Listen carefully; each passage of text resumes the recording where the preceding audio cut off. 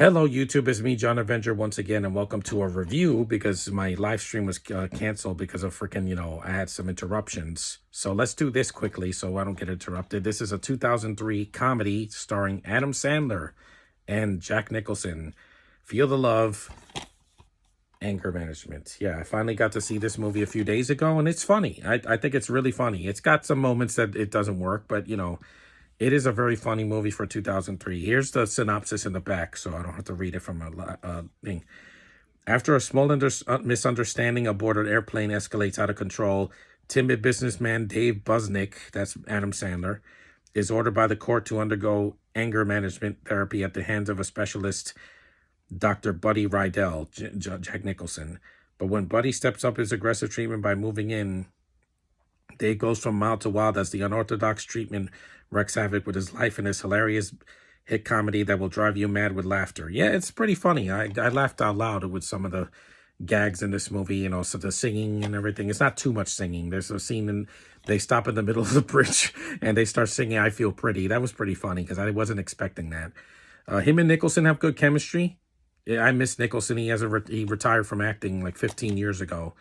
But he's a legend. I love him as a Joker. He's pretty much doing a lot of his Jokerisms. His laughing and his facial expressions is very Joker-esque. But he's not the villain in the movie.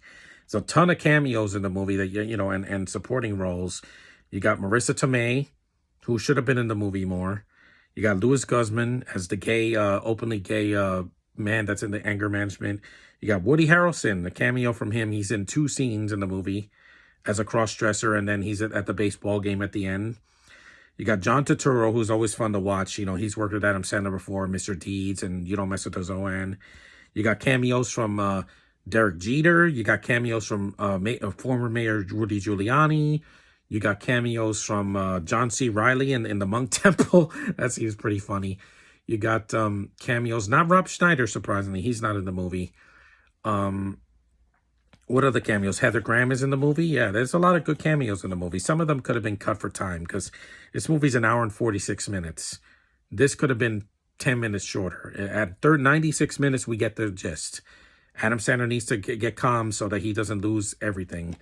And and it's a movie about the message about trying to control your temper, even though that's really freaking hard. But yeah, there's also cameos. The 2 girls. You got Krista Allen from Liar Liar and Feast and a bunch of other stuff. And then you have the beautiful January Jones in one of her first roles. She did this the same year she did American Wedding. And she's beautiful in it. Both girls are absolutely stunning. And of course they play lesbians because this was the 2000s and they were starting to experiment with that in films, in mainstream films, not independent movies like Boys Don't Cry.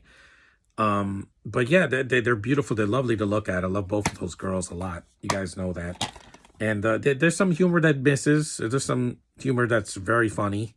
Some of the dialogue, at least it's one person that wrote it, not 5. It's a David Dorfman. He wrote it. And the director's Peter Siegel. He did 51st Dates, which is a pretty decent Adam Sandler movie. And it's shorter than this one. It's not an hour and 46 minutes because I think a comedy needs to be between 90 minutes to 99 minutes. When it passes an hour and 40, it needs to wrap up real quick because then I'm waiting. It's stalling for time. And I'm like, I'd rather just you get it over with quickly. But the movie has a sweet ending. I really like the ending, just like The Bachelor. And, the romance with him and with Marissa Tomei and Adam Sandler works, even though it's not a lot of it. It's just like a third of the film. You also have Kurt Fuller in the beginning as his boss and a fat cat and a bunch of other people. It's worth a watch. If you haven't seen this movie, I think it's on streaming. You can watch this. I have the DVD because it's got a commentary that's not on streaming. It's from Adam Sandler and the director. And it has its heart is in the right place. It's about anger, but there's a lot of heart to it. And good acting, a sweet ending, and, people acting human. They're not. Yes, a lot of people in this movie are crazy. They act.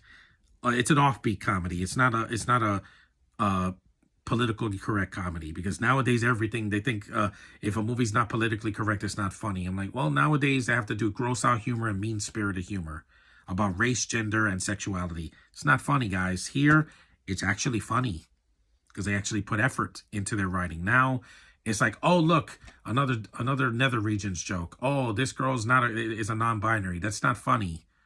Do something funny. Deadpool and Wolverine know how to do that without making it, oh God, you shouldn't have said that. Comedy is subjective. We all know that. And this movie is subjective. The critics weren't crazy about it, but I think it's funny. And the two leads are great. And like I said, it's got some good singing in it, the few that it is. And it's in New York City, and I have a soft spot for movies in New York City, so sue me. It's my home. But thanks for watching, guys.